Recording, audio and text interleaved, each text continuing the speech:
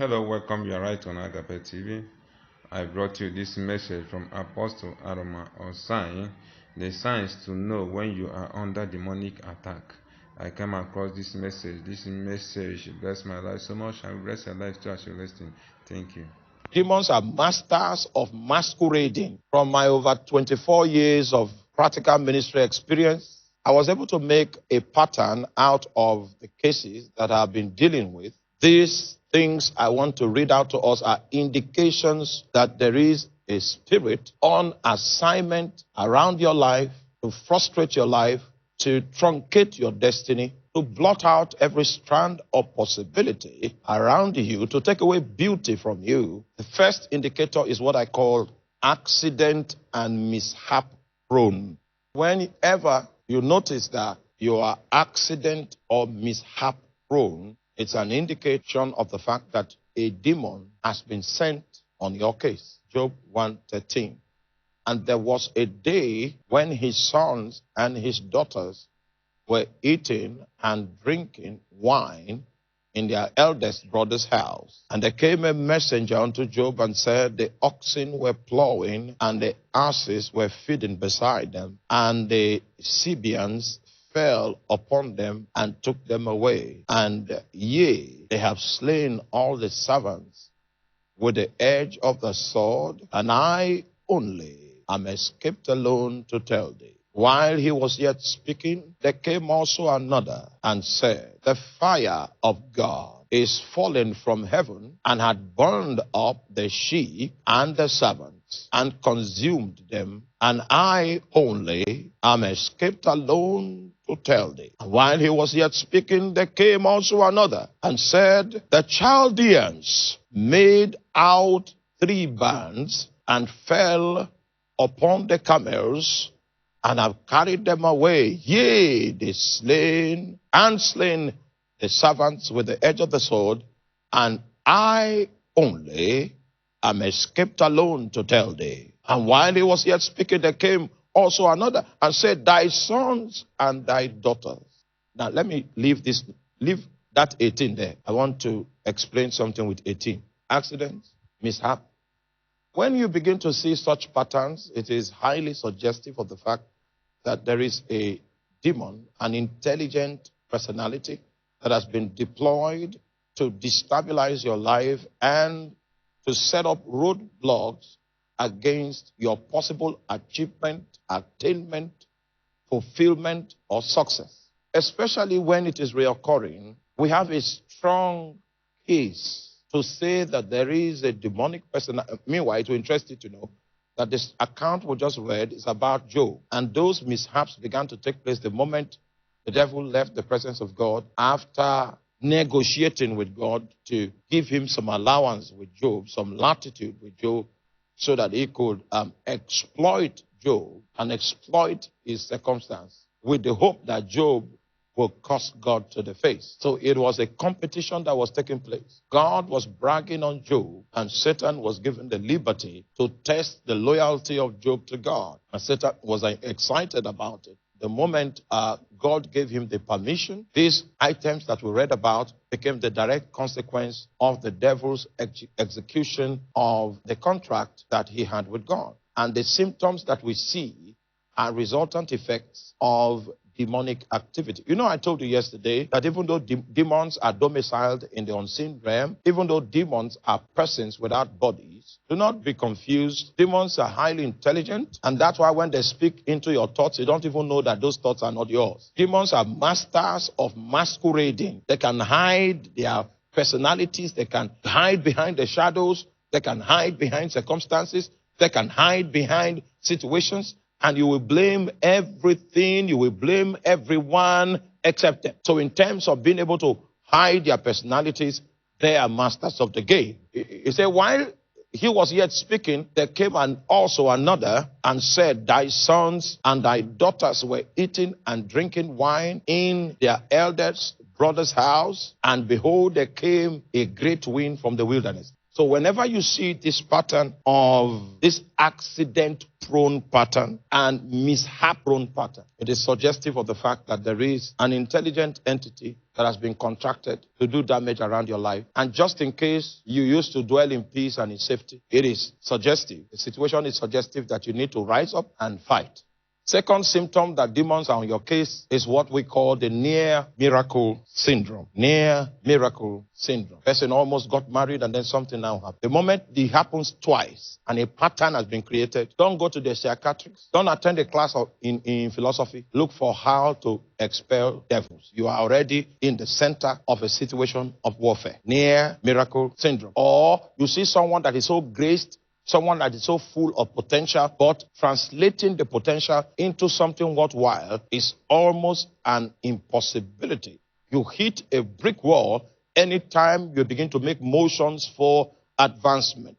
It is very highly probable that a demonic entity has been smuggled into the equation. We were in the university, and there was this guy that my friend went and brought.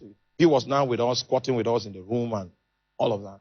Then we came one day and saw that he had drank, those days, I don't know whether they still sell it. There's something they used to call shaving powder those days. Shaving powder. The guy had drank shaving powder to die. So when we came, we slapped him on the back and he vomited what he drank. And he was angry with us that we did not allow him die. So when he calmed down, he began to tell us his story. That this was not the first university he has attended. He attended so place. And while he was advancing towards the end of graduating, he had a crisis. Went somewhere again, continued. Was making some progress. About to finish first semester, second semester. Then they now brought him to Benue State University. And he joined us. And then the same symptoms that he used to know, the wind that normally comes, that incapacitates him, that makes him unable to finish anything he starts, has started mounting, has started gathering. So he couldn't take it anymore. He decided that before we come back from lecture that day, he would just kill himself. Because there was no reason for him to live. We now began to interview him to know where the demons were coming from. And then it was not a secret to him. His father was a member of a secret cult. And his father wanted him to take his seat upon his death in the cult, because that's the way of the cult, to keep the cult alive. Someone that is in your family must take your place, must bear your title, must carry your staff, must wear your ring, and must wear your robe. So it was time for him to be initiated so that he can be next in line to mount the father's throne. Oh man, I don't have time to tell you about his father. Then the guy said he's not going to inherit what the father was offering. And the father brought 3 keys one day, 3 golden keys. It was by those 3 keys that he cursed that young man. So the guy is very intelligent. If he puts his hand to something, he can make so much creativity out of it.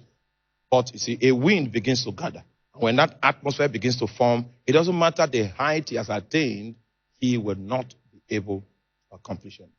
And he felt so incapacitated in the face of that challenge that when he saw it forming the 3rd time, he just felt, okay, the best thing to do was for him to take his life.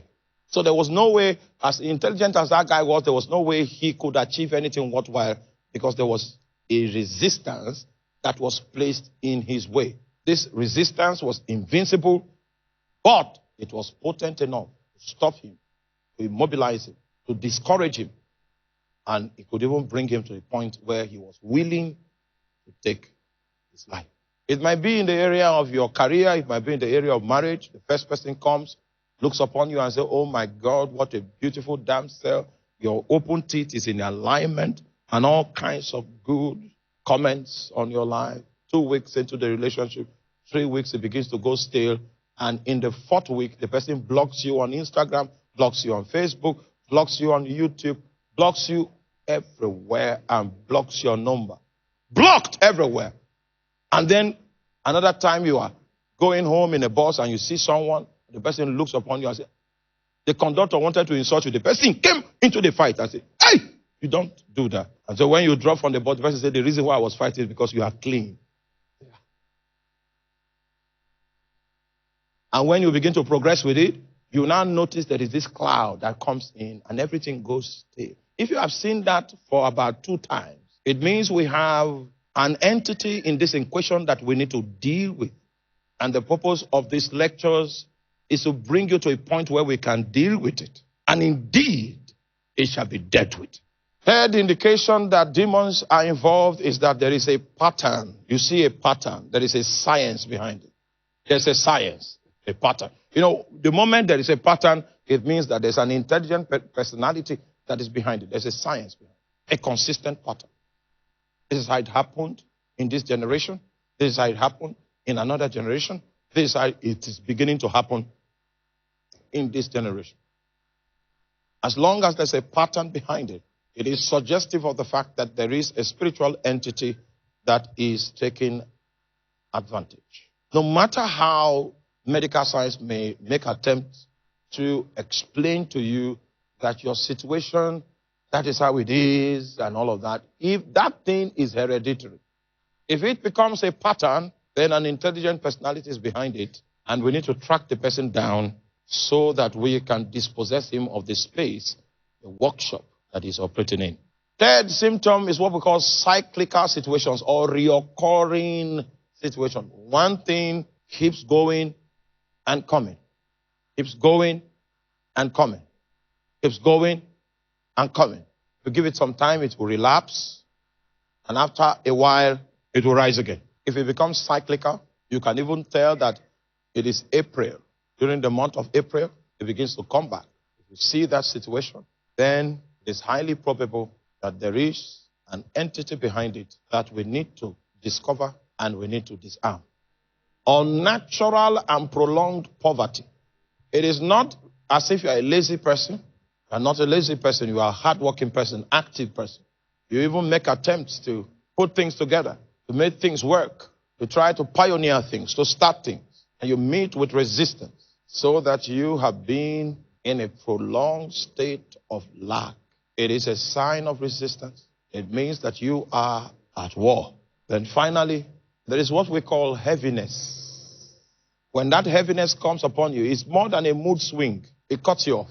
But the Bible says to appoint unto them that mourn in Zion, to give beauty for ashes, oil of joy for mourning, the garment of praise for the spirit of heaviness, that they might be called the trees of righteousness, the plantings of the Lord, that he might be glorified. The Lord wants you to be his planting. He wants you to become a tree of righteousness anywhere he plants you, so that you can install righteousness as your working principle in the marketplace, in your office area.